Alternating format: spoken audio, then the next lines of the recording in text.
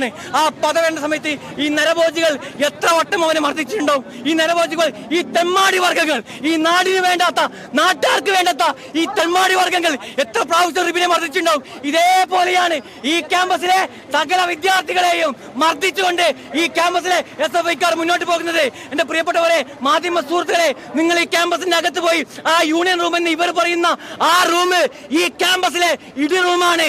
അവിടെയാണ് KSUക്കാരും മറ്റു വിദ്യാർത്ഥികളും ക്രൂരമായി മർദ്ദിക്കുന്നത്. ഇത് ഞങ്ങൾ വിടില്ല. ഈ ജനാധിപത്യ സംസ്ഥാനത്തെ ഒരു തരത്തിൽ ഞങ്ങൾ വിടില്ല. ഇനിയും ശക്തമായ സമരമായിക്കൊണ്ട് ഈ ക്യാമ്പസിൽ KSU മത്സരിക്കുന്ന പാനലിലൂടെ ഈ ക്യാമ്പസിൽ ജനാധിപത്യം വീണ്ടെടുക്കുന്ന സമരമായി ഞങ്ങൾ മുന്നോട്ട് പോകും. മുഹമ്മദ് റബീൻ യൂണിറ്റ് പ്രസിഡന്റാണ്. ഇവിടുത്തെ യൂണിറ്റ് പ്രസിഡന്റാണ് ക്യാമ്പസിൽ. അതെ അതെ, ഒരു ക്രൂരമായി മർദ്ദിക്കുന്ന അവസ്ഥ. ആ പോർച്ചിലാണ് വെച്ചുകൊണ്ട് ഒരു തരത്തിലെ പ്രകോപനമില്ലാതെ പ്രിൻസിപ്പാളെ കാണാൻ പോയ ആ വിദ്യാർത്ഥി നേതാവിനെയാണ് മർദ്ദിച്ചത്. അകത്ത് വിടുന്നില്ല.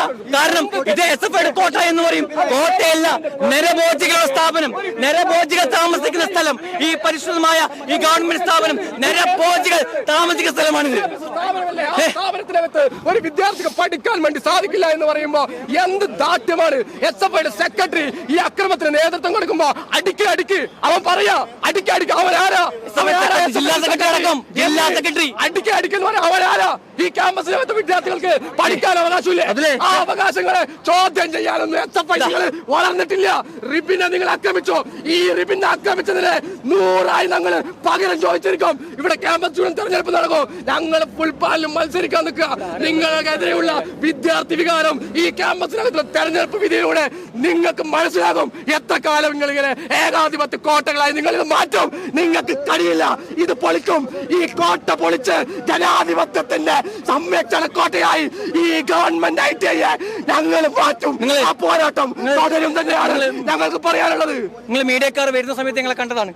ഞങ്ങൾ ഈ ക്യാമ്പസിന്റെ അകത്ത് വന്ന സമയത്ത് ഞങ്ങളെ ചെയ്തു വെച്ചാണ് SFI നേതാക്കന്മാരടക്കുന്ന സമയത്ത് ഈ പ്രവർത്തനം വിടുക, ക്രൂരമായി മർദ്ദിക്കുക, വടിവെച്ചുകൊണ്ടും ഇടിക്കട്ട വെച്ചുകൊണ്ടും മർദ്ദിക്കുക.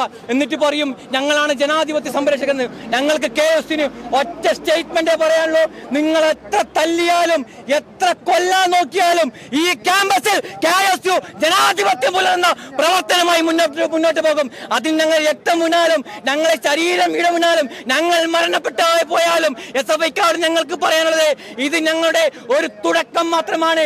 ഈ ക്യാമ്പസിൽ ഞങ്ങൾ മത്സരിച്ചുകൊണ്ട് ഈ ക്യാമ്പസിന്റെ ആ കാണുന്ന മുകളിൽ വെച്ചുകൊണ്ട് KSUവിന്റെ നീലക്കൊടി പാർപ്പിക്കുന്ന രീതിയിലുള്ള പ്രവർത്തനമായി ഞങ്ങൾ മുന്നോട്ട് പോകും.